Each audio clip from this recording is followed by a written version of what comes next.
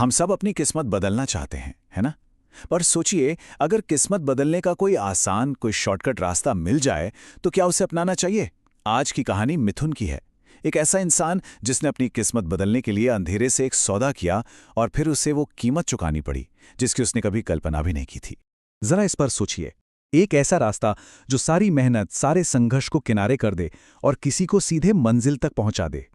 लेकिन क्या ऐसे रास्तों पर कोई छिपा हुआ टोल टैक्स भी होता है? चलिए, इसी सवाल के साथ इस कहानी में गहराई से उतरते हैं। तो कहानी शुरू होती है दो दोस्तों से, मिथुन और राजन। दोनों बचपन के यार थे, पर दोनों की सोच में जमीन आसमान का फर्क था। एक जो मेहनत में यकीन रखता था और दूसरा वो हमेशा जुगाड़ की तलाश में रहता था। देखिए, मिथुन हमेशा से ही ऐसा था। उसे लगता था कि अरे, मेहनत तो गधे करते हैं, असली दिमाग तो शॉर्टकट खोजने में लगता है। वहीं दूसरी तरफ था राजन। एक सीधी साधी सधी हुई जिंदगी जी रहा था। उसकी सरकारी नौकरी थी, परिवार था। वो मिथुन को हमेशा समझाता था, पर मिथुन पर कभी कोई असर ही नहीं हुआ। और फिर एक दिन मिथुन के हाथ एक पुराने अखबार का फटा हुआ पन्ना लगा।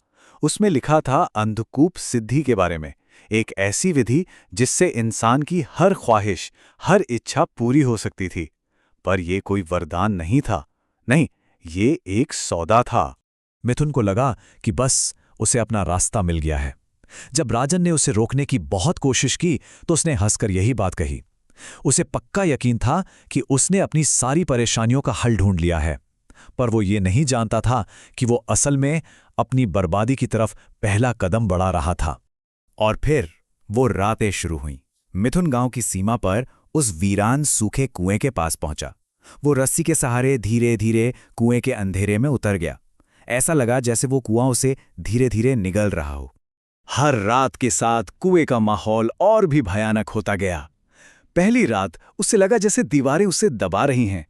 दूसरी रात जब वो दीवार में कीले ठोक रहा था, उसे लगा जैसे कोई नीचे से उसे घूर रहा है।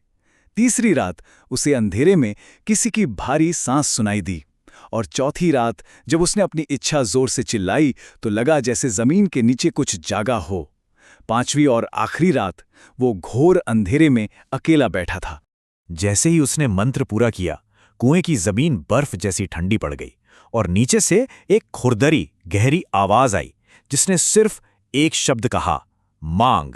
मिथुन की आवाज डर से कांप रही थी, पर उसकी इच्छा साफ थी। उसने वो सब कुछ मांग लिया जिसके लिए उसने ये सौदा किया था। इसके बाद कुआं एकदम खामोश हो गया। सौदा पूरा हो चुका था। अब जो हुआ वो किसी जादू से कम नहीं था। अंधकूप सिद्धि के बाद मिथुन की जिंदगी ऐसे पलटी जैसे किसी ने किस्मत की किताब का पन्ना ही फाड़कर नया लिख दिया हो। पैसा खुद चलकर उसके पास आने लगा।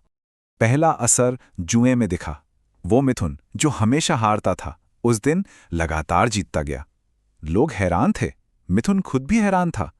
एक दांव, फिर दूसरा, फिर तीसरा, वो बस जीतता ही जा रहा था। और ये तो बस शुरुआत थी। कुछ ही दिनों बाद उसकी एक लॉटरी लगी, फिर दूसरी और फिर तीसरी। पैसा अब कागज की तरह बरस रहा था। और सबसे अजीब बात यह थी कि इसके लिए उसने एक उंगली तक नहीं उठाई थी। कुछ ही महीनों में उसने एक आलीशान बंगला बनवा लिया, एक नई चमचमाती गाड़ी खरीद ली। जमीन के जो सौदे महीनों से अटके थे, वो चुटकियों में होने लगे। मिथुन अब एक बड़ा और कामयाब आदमी बन चुका था। एक दिन वो अपनी नई गाड़ी में बैठकर राजन के घर पहुंचा। राजन अपने दोस्त की कामयाबी से खुश था, लेकिन उसके आलीशान घर को देखकर उसके दिल में एक अजीब सी बेचैनी थी। उसने मिथुन से कुछ कहा तो नहीं, पर वो जानता था कि इस कहानी का अंत इतना आसान नहीं होने वाला। और राजन सही था। कुछ महीनों तक तो सब ठीक चला, लेकिन फिर हवा का रुख बदलने लगा। जिस सौदे ने उसे अमीर बनाया था, अब वही सौदा उसे डुबाने पर तुल गया था। पहले एक बड़ा सौदा बिगड़ गया, फिर जुए में हार का सिलसिला शुरू हो गया। लॉटरी लगनी बंद हो गई। जमीन के सौदे आखिरी वक्त पर टूटने लगे। पैसा जिस तेजी से आया था ना, अब उससे भी ज्यादा तेजी से वापस जा रहा था। अब उसकी रातें भी बदलने लगीं। हर रात उसे एक ही सपना आता कि वो किसी अंधेरी, गीली गुफा में फंसा है, जहां से निकलने का कोई रास्ता नहीं है। वो पसीने से भीगा हुआ नींद से जाग जाता। उसे घर में हर वक्त किसी की मौजूदगी महसूस होती, जैसे कोई कोने में खड़ा उसे घूर रहा हो और कुछ मांग रहा हो। जब हालत बर्दाश्त से बाहर हो गई, तो वो रोते बिलखते राजन के पास पहुंचा। राजन उसे बाबा गोरखनाथ के पास ले गया। बाबा ने मिथुन के घर में कदम रखते ही सब कुछ भांप लिया। उन्होंने बताया कि मिथुन ने अंधकूप सिद्धि अधूरे ज्ञान के साथ की है। उसने एक शैतान को जगा तो दिया, पर उसे वो नहीं दिया जो उसे चाहिए था, हर अमावस्या को खून की बलि। बाबा ने बताया कि अगली ही रात महल्ले अमावस्या है। अगर मिथुन को अपनी जान बचानी है तो उसे वापस उसी कुएं में जाकर बलि देनी होगी, और इस बार उसे अकेले ही जाना होगा। डर से कांपते हुए मिथुन एक काला मुर्गा लेकर उस कुएं में उतरा। उसने दिया जलाया, मंत्र पढ़ा और मुर्गे की गर्दन काट दी। खून जमीन पर गिरा और पलक झपकते ही ऐसे सूख गया जैसे किसी प्यासी जमीन ने उसे पी लिया हो। तभी जमीन कांपने लगी और वही खुरदुरी आवाज चारों तरफ गूंज उठी।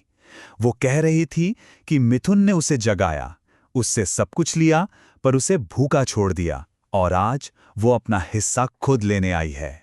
इससे पहले कि मिथुन चीख भी पाता, जमीन से कई काले हाथ निकले और उन्होंने उसे एक झटके में अंदर खींच लिया। कुआं फिर से शांत हो गया, बिल्कुल शांत, जैसे वहां कभी कुछ हुआ ही ना हो। बाहर खड़े राजन को बाबा गोरखनाथ ने सिर्फ इतना ही कहा, मिथुन की मौत का जिम्मेदार कोई और नहीं था। उसने अधूरा ज्ञान लेकर अंधेरे से सौदा किया था, और आखिरकार उस अंधेरे ने ही उसे अपनी कीमत बना लिया। तो सवाल वहीं आकर रुकता है कि शॉर्टकट की असली कीमत क्या होती है? क्या कोई भी शॉर्टकट इतना कीमती हो सकता है कि इंसान उसके लिए अपनी आत्मा का सौदा कर ले? इस कहानी का जवाब तो बहुत साफ है, पर यह सवाल सोचने पर जरूर मजबूर करता है।